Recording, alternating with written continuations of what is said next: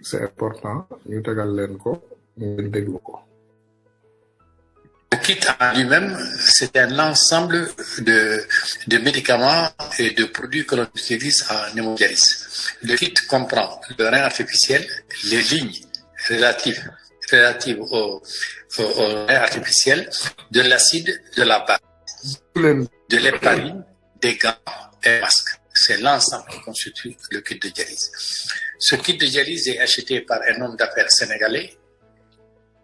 Apparemment, il l'achète à 8 000 francs au maximum.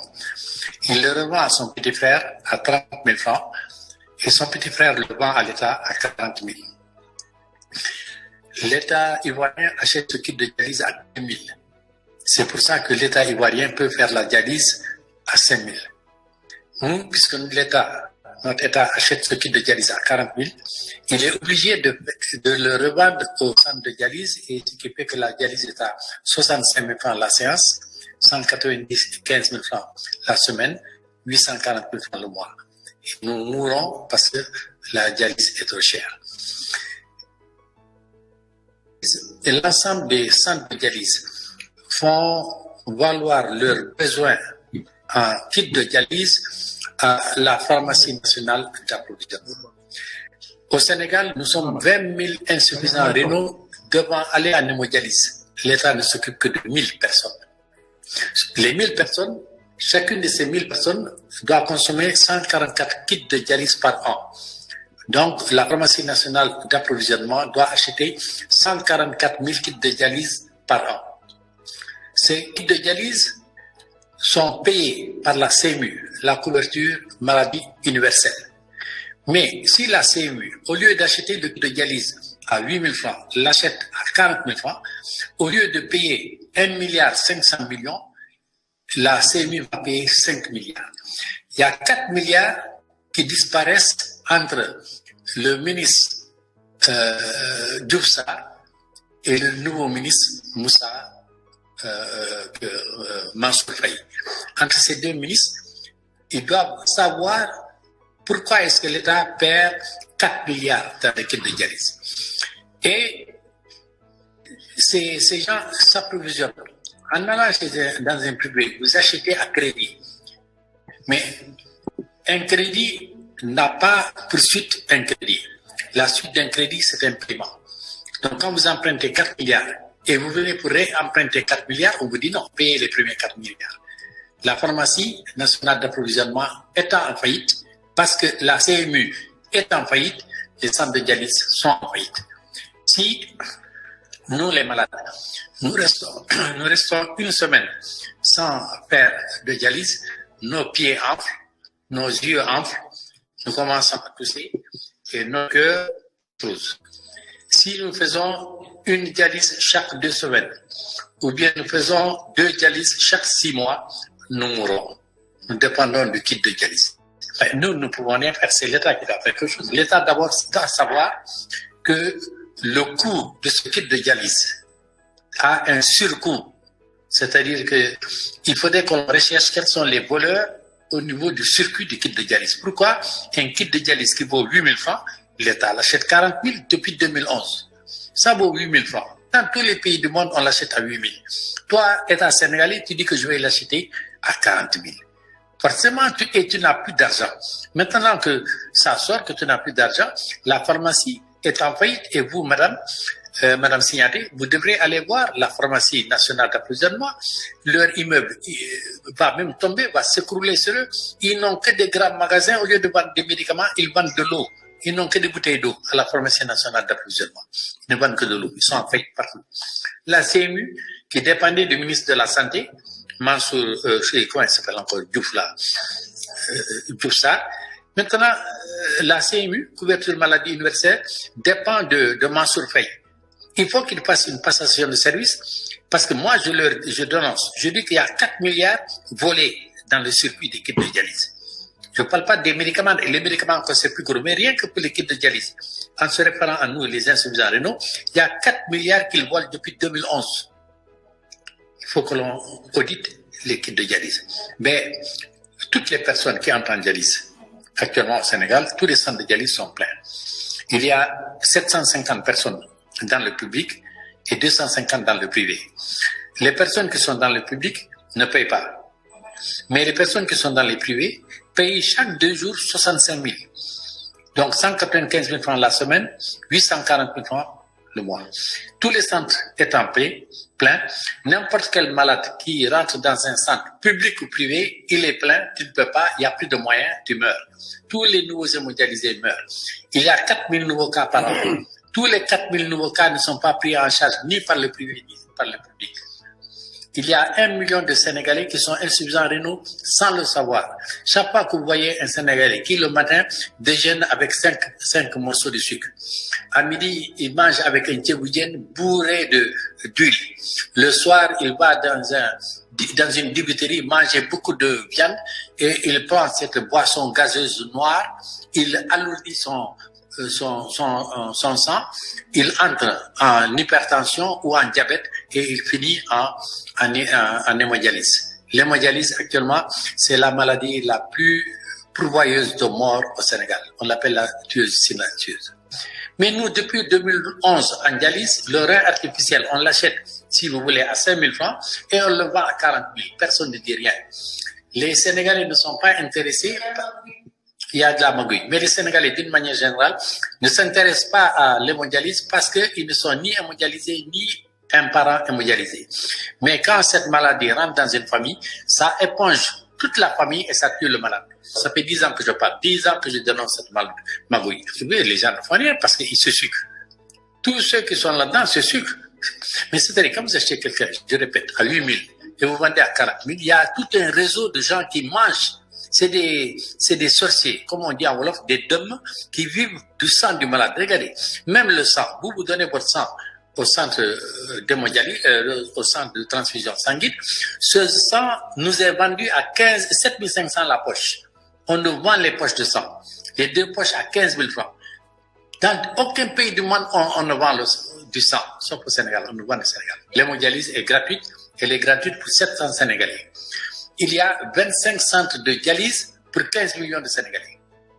15 millions de Sénégalais, il n'y a que 25 centres de dialyse publics et il y a 5 centres privés pour les 15 millions de Sénégalais. Pour ces 15 centres, la dialyse est gratuite pour 750 personnes. En récapitulant, pour 15 millions de Sénégalais, l'État ne s'occupe que de 750 personnes pour qui la dialyse est gratuite. Je vous pose la question. La dialyse est gratuite. La dialyse est gratuite. Toi, gouvernement, tu as 15 millions de Sénégalais, tu as 1 million qui sont insuffisants rénaux aigus, tu as 20 000 qui sont insuffisants rénaux chroniques. Toi, tu ne t'occupes que de 1000 personnes et tu as la vanité de prétendre à la place de l'humanité que toi, ta dialyse est gratuite. C'est de l'assassinat pur et simple. Et maintenant, comment tu peux faire? Moi, je regarde les gens parce que maintenant, chaque jour, il y a 2 nouveaux cas. Chaque jour, il y a 2 personnes qui meurent dans les hôpitaux à cause de l'insuffisance rénale et ils le cachent. Moi, je fais ma dialyse à Principal. Chaque fois que je vais à Principal, il y a 2 nouveaux cas. Toutes les femmes en grossesse qui vont à l'accouchement risquent d'être insuffisantes rénales. Tous les hypertendus, tous les diabétiques, tous les consommateurs de 3T normaux là, ou tous les consommateurs de café et tout va, l'État ne dit rien. Et surtout vous les femmes qui cuisinez avec les bouillons, vous tous vous risquez d'aller en insuffisance rénale. J'ai 70 ans, j'ai alerté pendant longtemps, maintenant je cesse d'alerter, je ne fais plus rien. C'est extraordinaire. Voilà, je pense que lii ñun ñoo ko déggandoo. On a 1 million de cas d'hémodialyse, 1 20 000, comme l'a dit le vieux. Seulement 1000 sont pris en charge et que kii du dialyse buy jar 8 000 francs CFA diggante Mansour Faye ak Diouf Sarr nee nañu 40 000 francs lay jar te ñu ngi koy jaayaatee 65 000 francs. masiba naaru laay boobu la ñu yor ci suñu biir dëkk. yoroon naa beneen vidéo nag boo xam ne bëggoon naa koo teg ci benn docteur bu génn mu ne bi coronavirus bi amee ba léegi lii di masque lii di affaire yi ñuy def ci loxo ak yeneen mu ne doomu ministre yi ñoo koy jaay ak ministre yi ci boppam ñoom ñooy ñëw di ko jaay. C'est extraordinaire. ci réew moomu la ñu dëkk ñiim réew Sénégal bi ñu bokk ñun ñëpp ñu bokk suñu maam yi bokk ko suñu ndey ak suñu baay yi yëpp bokk ci te ñun ñëpp ñu am ci wàll te ñuy génn ñun bu ñu génnee bu ñu waxee ñu ne non ñun dañuy li ñuy def yëpp dañuy dénoncer waaw du ñu indi solution déedéet ñun dénoncer wuñu xam nga gis dëgg wax ko loolu ci jaamu yàlla la bokk gis dëgg la vérité nga wax ko ci jaamu yàlla la bokk loolu amul problème de dénonciation wala problème de mal éducation wala problème mu saaga li leen gën a sonal ci àdduna bi mooy dañuy indi ay arguments on prend des arguments et on les met sur la table on les dit répondez à ces arguments xam nga ñoom nag comme toujours comme ils sont incompétents et ils n'ont pas de réponse aux arguments ils ont aussi des insulteurs man nañ leen génnee ne dem leen saaga gars yi bu boobaa bu kenn ku mel ni man génnee tontu ñu ne voilà diw mooy saaga wala nitu diw yi ñooy saaga wala nitu diw yi ñooy saaga tey Sénégal saaga waru faa doon crime ndax masiba naaru laay yi nga xam ne ñoo fa xew saaga kenn waru koo calculer ci Sénégal parce que nos problèmes ont dépassé ba wax leen ngeen defee ne Sénégal dañuy saaga ñëw leen ci réew mu mel ni Amérique dañu am lu tudd rap music non seulement dañuy saaga mais dañuy promouvoir sexe di wax yu ñaawa kenn talu leen kenn faalewu leen loolu taxul dëkk bi dellu ginnaaw de mais nous comme nos dirigeants sont des délinquants ils vont s'acharner sur des personnes et des personnalités ne voilà kii day dénoncer rek voilà kii moom ci dénoncer rek lu xew mais vous êtes des voleurs pur et dur parce que déglul paa bi li muy wax paa bi boo ko dégloo muy wax mën naa déglu paa bi 100 fois par jour sama xol bi di bon sama xol bi di metti ma koy déglu sama xol bi di metti ma koy déglu sama xol bi di jam maintenant ces incapables nous dit que ñoom mënuñoo faj borom tension yi mënuñoo faj borom diabète yi mënuñu sax jaay kitu hémodialyse à 8000 francs pour nit ñi jariñoo ko mais ils ont l'argent pour vacciner tous les Sénégalais et avec l'aide de la police comme l'a dit le président de la République et son armée il va les sortir et ils vont l'aider à vacciner les Sénégalais xam ngeen lu gën a doy waar ci Sénégal train express régional bi sax léegi am na ay alkaati train bi dul daw le train express régional sax dafa am léegi ay mercenaires personnels il y a des mercenaires personnels chargés à s'occuper du train express non conduire qui ne bouge pas de Macky Sall extraordinaire ñun ci réewum Sénégal lañu dëkk nee nañu on est des Sénégalais dignes de ce nom on est des Sénégalais dignes de ce nom imaginez ñaata fraude moo am Sénégal 1,20,000 cas d'hémodialyse 1,20,000 hein 20,000 cas chroniques kartu maanaam kiiwu hémodialyse fàtte naa ça me tape la tête maanaam kitu dialyse bu war a jël 8,000 francs CFA 65,000 francs CFA lay jar diviser 8,000 par 65,000 ngeen xool ñaata la pourcentage bu doon 16,000 lay jar 100% la xam nga ñaata mooy pourcentage bi ñu teg ci kaw almost 2000%, presque 2000%. déglu ma de presque pas 1000% parce que bu dee 8,000 16,000 waaw dis-toi que dañ ko multiplier par 800%, like 800%, 8 fois le prix hein voilà bu ma juumul damay déema def calcul bu ndaw bu ma juumul voilà damay ñëw fii nekk 65,000 65,000 divided by 8,000 8,125%, maanaam 800%, 800,1%.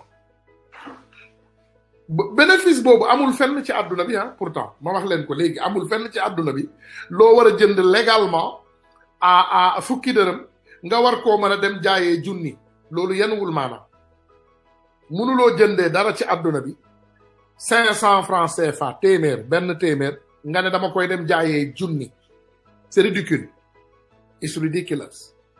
On a des voleurs à la tête de nos États et disons-le boo leen bëggee xam lan moo tax ñii nekk ci bopp réew ñii waajuñu pour dem mes frères et sœurs ñii waajuñu dinañu xeex ak ñun dinañu reyanteeg ñun dinañu jamanteeg ñun paaka dinañu indil ay militaire dinañu nekk ay dictateurs ils vont tout être sauf partir dinañu nekk lépp nag sauf dem moom bokkul ci seeni ay xibaar mais nag comme ni ma koy waxee mbéjum kanam borom moo koy fajal boppam ñàkk fayda gaaw a dee doomu aadama nit fulla dégg nañ ko ba dégg ko ci suñu ay kilifa dans le passé nee nañu fulla mooy jaay Dakar wala kaay ma ñam jeexal xam nga tey fulla mooy boo yoree Dakar di ko jaay di doxantu di ko jaay il faut nga jaay mais sinon foo romb rek ñu ne la kaay ma ñam te kaay ma ñam boobu boo ko bàyyee dana jeexal sa Dakar voilà Roxee maa ngi lay ziyaare gars yi maa ngi leen di ziyaare bu baax a baax a baax voilà bismillah soxna si ñu ngi lay ziyaare. waa salaamaaleykum. waaleykum salaam. balaa may dugg ci sujet affaire yi maladie beeg feebar bi dafa am benn xabaar bu wàcc léegi. waa ñu ngi déglu Sénégal ci àll bi ñu ngi commencé di sàcc information parents yi jaare ko ci élèves yi. pour encore parrainage bu ñëwaatee pour ñu mën a sàccaat élection. waaw ñu ngi laaj jox xale yi ci école yi ay fiche yoo xam ne dañ koy yóbbul seen parents yi pour ñu def ci seen carte d'identité seen tur seen adresse ak seen lépp. ok. loolu xam nga loolu c'est urgent benn parent d'élève moom moo woo. moo gën a grave parce que noonu la ñu def parrainage bi ñuy dem di toog këru nit ñi. di fay nit ñi 5000 ak 2000 pour jël seeni ay filiation yooyu la ñu utiliser pour mën a sàcc élection yi. donc lii ngay wax nii. bu fekkee moo nekk. loolu la ñu mën a utiliser pour manipuler ay élection moo tax Macky Sall. parent d'élève ci boppam moo ma woo parent d'élève boo xam ne moom ci boppam dafa remplir information am joxe ko ba pare door koy woo ñay jàngale ñoo ko woo ne ko defal très attention lii bu ngeen ko fi indee tamit ëllëg dinañu sàcc seen identité voté loo leen par force. voilà exactement voilà. kon xam nga dafa leer. voilà. benn ñaareel ba xam nañu Ousmane Sonko dafay bare def le tour des villages ñoom jiitu nañ ko ci suuf. di dugg ci école yi di def loolu pour jiitu ko. ok. kon xam nga information boobu dafa war a jàll. voilà léegi nag ma ñëw ci affaire feebar bi ak jafe-jafe Sénégal. ñaari affaire moo am soit askan wi yëpp jóg dem ci forêt classée bi préparer fa ay cimetière yu yaatu parce que cimetière yi ñu am dina fees léegi nii dana fees dem forêt classée yi. dindi garab yooyu yëpp def ko ay cimetière loolu lii du parce que lii du neexal dañu egg ci fin bi quoi parce que chaque chose am na benn fin. ci fin la ñu nekk nii parce que ki nga xamee ni moom mooy gouverner ci boppam il en a marre parce que tubaab bi fexe na ba tubaab bi teg ko pression boo xam ne pression bi après ci bopp askan wi la koy teg. léegi comme ñoom askan wi bëgguñu génn pare wuñu génn. bu fekkee loolu la ñu décidé.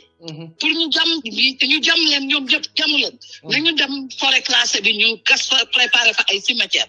ak comme ku nekk gànnaayoo sa juróom-ñaari mètre perkal. ah oui parce que xam nga lu tax gis nga affaire yooyu ñuy jamoo médicament boobu bi ñu nekkee Sénégal ak léegi. defuñu ci confinement bu njëkk ba Pape Alé laaj carbo yi di wàcc lan lay wàcce. tubaab dañu ko lii ay médicament pour jamu bi la. kon xam nga loolu yàgg na. donc bi ñu tëjee village yi bu njëkk bi ñu tëjee région yi bii lañ doon préparer mais boobu baaxul parce que dafa teel. il fallait ñu ñëw ba yokkaat fen yi ba ñu màggal ba pare gàmmu ba pare feet ba pare ñoom ci seen boppam ñu anniversaire ba pare def lu leen neex doore ñëw nag ni heure bi jot na. parce que mënu maa comprendre dëkk boo xamee ne njiitu réew ba daa jël or bi joxe ko. jël fer de Falémé mu joxe ko pétrole bi mu joxe ko gaz bi mu joxe ko taalaat beneen puits boo xam ni par erreur puits baa ngay tàkk te waxu ci dara wëlbatikooti dégg nga. ay doomu aadama ñàkk ci seen bakkan nag. parce que am na ay doomu aadama ñàkk ci seen bakkan. yaa ngi dégg wëlbatikooti hôpitaux yi amul. amul ay médicaments amul ay lal yu baax docteur yi kenn faalewu leen ku feebar dee.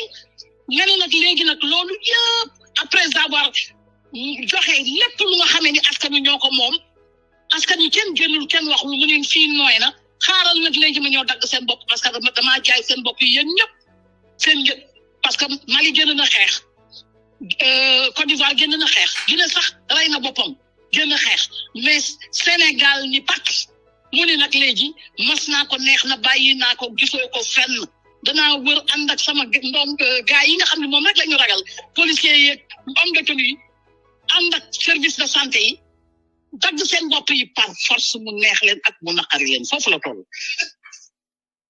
léegi nag am na lu ma wax fii barki démb bëgg a bëre di ngeen bëre bañ bëre di ngeen bëre affaire bi amatul neexal gis nga ay concerté wu lii ça doit lii day nekk lu instantané lay nekk lu instantané loo xam ni nit ñi ñoo koy fajal seen bopp parce que am na fooy topp na nit ki mooy boo nee du mën a topp mooy fii ma jëm ak yow moo soriwul mais foofu moom foog na ni ay giri-giri ak ay féticham daa dox loolu la ñuy wax naagu parce que yóbbu nañu alalu réew mi yëpp kenn waxul lenn nit ñi ndox mi chocolat sax dañ koy génn di ko naan am na sax ñu amul ndox nag faf nga ne nag léegi nag da ngay ànd ak say genre armée yooyu maanaam sa façon yooyu ànd ak ñu yore maanaam jamu yi ngeen di wër nag léegi nara jam nit ñi par force parce que loolu la ma ne boobu bu dëgëree bu xamee ni pënd bu xonq bi jóg na te gars yi jóg nañu xeex ak moom xam nga nu mu leen di def chantage balaa ngay jot sa carte électeur di nga indi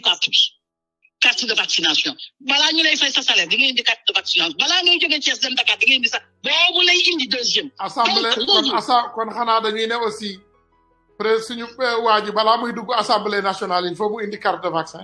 man ñoom lañ koy jëkk def moom la ñuy wër moo tax ma ni bëgg bëre di ñu bëri bañ bëre dinañu bëri par force la parce que bouton rouge temps yëpp maa ngi naan bu mu laal bouton rouge day laal bu verte rek mais léegi nag dafa ñëw laal bouton rouge bi parce que gars yi mu dendal ñoo ko jay ils sont pas intelligents du tout ngeen defe ne seen xërëm dafa dox bu seen xërëm doxoon seen jabar yi duñu feebar seen gars yi duñu feebar di dee ci seen wet ñu leen di suuli seen benn xërëm doxul seen dara doxul sénégalais yi ay bombe à retardement lañu dafa am soo xamee ni boo fa yeggee ñoom li may dégg tey ci WhatsApp bi man li may dégg parce que rasulullah gars yi pare nañu pour joxe seen bakkan te bu xamee ni boobu du baax dafa naan nag léegi ok man ngi dama ko doon def rek pour seen santé parce que jàngoro yi dafa bare cas communauté cas def mal foot mensonge fen tàcc ba ngeen màggalee ba pare noos ba pare yow nga anniversaire ngeen wàccaacaa def seen muroog soow dajaloo def lu leen neex ba pare ngeen wëlbati ko dafa ne askan wi ay dof lañu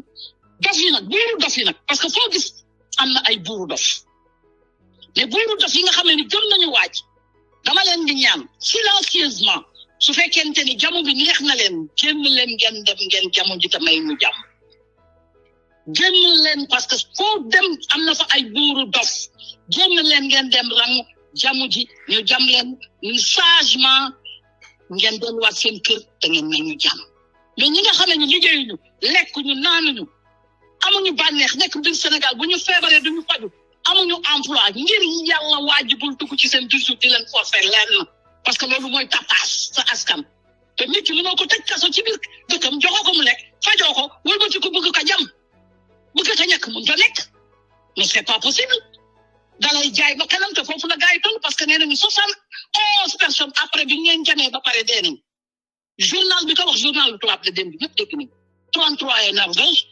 France juróom ak di ko lim parce que yi kenn du ko nëbb dañ koy wax sàng kenn moom suñu la mi man saagawuma kenn day dépassé wu ma kenn damay wax li am ak li ma dégg c'est-à-dire ñun ñooy journalistes yu mag yi comme journaliste yi ci Sénégal li ñuy ragal yëpp nag Alaaji Assane tey wax na ko Alaaji Assane na nga fexe nga dem ñu vacciner la bi ngay wax sax ku la xool ak sa lex ñi ni mu wàccee xam nga ni da ngaa tiit waaye di nga dem ak Ndoye Bane ak Modou Bane yéen ñëpp ak Jazaka ñu pikiir leen yéen ñëpp yéenay njëkk parce que yéenay génn di jàppale waaj te seen bos bëgg nañ ko gis bëgg nañ ko def ci Facebook bi ñu koy gis seen bos bu ñu leen dee ñàkk li ñu daal laa amoon lu nga xamee ni maa ngi leen koy wax te wax ni bëgg bëre bañ bëre su ngeen nangu wut a génn xeex lii préparé li ngeen yaatal armeel yi cimetière yi forêt classée yi dagg leen def leen ay cimetière wasalaam.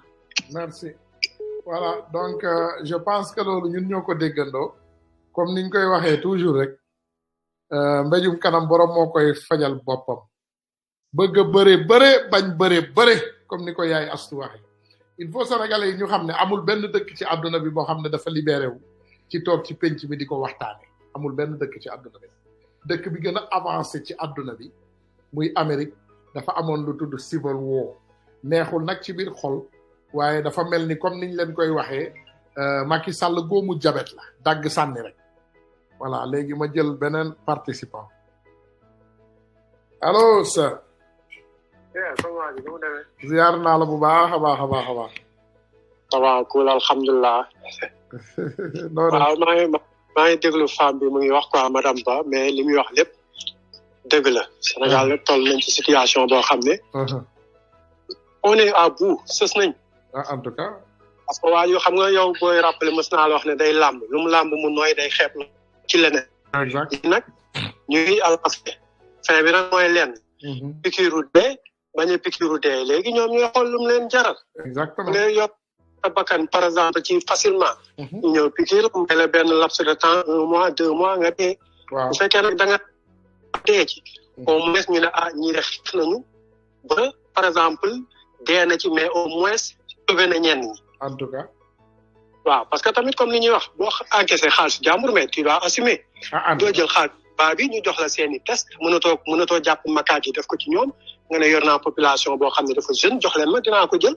léegi boo ko jëlee nag nga dem ba à bout sa contrat tubaab moom amul xarit intérêt la am contrat ngeen signé contrat bi tu dois le respecter te lenn am na Macky Sall bu respecté wul contrat tubaab yi dootuñ ko dimbali pour mu am 3e mandat na Sénégalais yi xam loolu bañ a vacciné bi daf ñuy 3e mandat bi mooy que ne tubaab yi dañ ne parce que tubaab yi ñun ñi dëkk Afrique tubaab yi ñu ëpp intérêt Afrique duñu nangu mukk Afrique tàkk rawatina ñun fi ñu nekk Sénégal exact point stratégique la dëkk yëpp tey jaral na leen ay multimilliards fiwu Sénégal parce que Sénégal mooy dëkk boo xam ne point fu bëgg a dem tu passes facilement duñu nangu mukk mu tàkk boo ko naree taal yow mi ko bëgg a taal yow la ñuy jëlee fële teg parce que gis nañ ko ci kaw yeneen pays africains yi da ngay yor njiit bu demee bu population bi fi pour nar a taal réew mi yow la ñuy jël teg fële te Macky il est à bout 3e mandat bi da koy laame nii mais tubaab dañ lay exploité ci sa 4 ans yi des ci la ñuy profité lépp lu ñu bëgg nga signé leen ko bu dëkk bi naree tàkk ñu isolé la parce que xam nañ ci loo xam ne buñ ko génnee nga dem cour CPI cour pénal international mais li ma bëgg a wax mooy par exemple Sénégal dañu toll foo xamante ne xeex bi ñoom mënuñu ko xeexal seen bopp ci biir Sénégal ñoom li ñu mën mooy riposter bañ mais xeex bi jàpp naa ne ñu nekk bitim réew ñoo ko mën a xeex te ñu ngi ci def lu ñu mën léegi nag li ma bëgg a xam mooy comme ñun ñi nekk fii à l'étranger par exemple comme yow mi nekk fii man ma nekk fii ak ñi nekk France yor seen kayit seen jabar par exemple nekk Sénégal wala seeni doom nekk Sénégal tey ñoom lan la leen waaw dëkk bi ñu nekk may ba à ce que tey bu ñu naree def seen doom dara fële te neexu leen ñoom fii lu fi seen droit ndax am nañ fu ñu mën a dem kaas ko par exemple man ma ne bu kenn vacciné sama doom wala kenn ne bu kenn vacciné sama jabar bien vrai que ñoom ñu ngi Sénégal mais nag booy xool dootuñu ay sénégalais dañ leen fa bàyyi parce que dañ fa nekk ak seen i mbokk wala seen i dara comme ni ñuy def fii doo teel a indi sa doom fii da nga koy bàyyi foofu mu jàng alxuraan xaw a dëgër léegi nag tey bu ñu demee ba ñu ne dañuy vacciner par force ñun lan lañu loi américaine may par exemple dañu war a contacter ambassade bi expliquer ko ou pas lan lañu war a def ñun dans notre cas doomu Amérique moom immédiatement ak doomu français doomu Amérique xam naa doomu France xaw ma nag seen situation mais doomu Amérique moom bu sa doom nekkee Sénégal te mu nekk ci école Sénégal yi am nga droit ne leen buñ ko vacciner te war nga alerter ambassade Amérique immédiatement ne leen sa doom a ngi ci dëkk bi te gouvernement bi nee nañu dañuy vacciner ñëpp par force te bu dara dalee sa doom gouvernement Amérique dañuy poursuivre Sénégal donc loolu am ngeen boobu avantage bépp doomu américain bu nekk Sénégal boo xam ne da ngaa juddoo Amérique nga am këyitu Amérique ngay citoyen américain amuñu droit ci yow même jàpp reewande gi ngay gis Macky Sall du nangu laal citizen américain ci yu ñàkk fay comprendre donc il faut sénégalais yi xam loolu ku nekk na nga xam sa àq ak sa yelleef bu sa doom nekkee Sénégal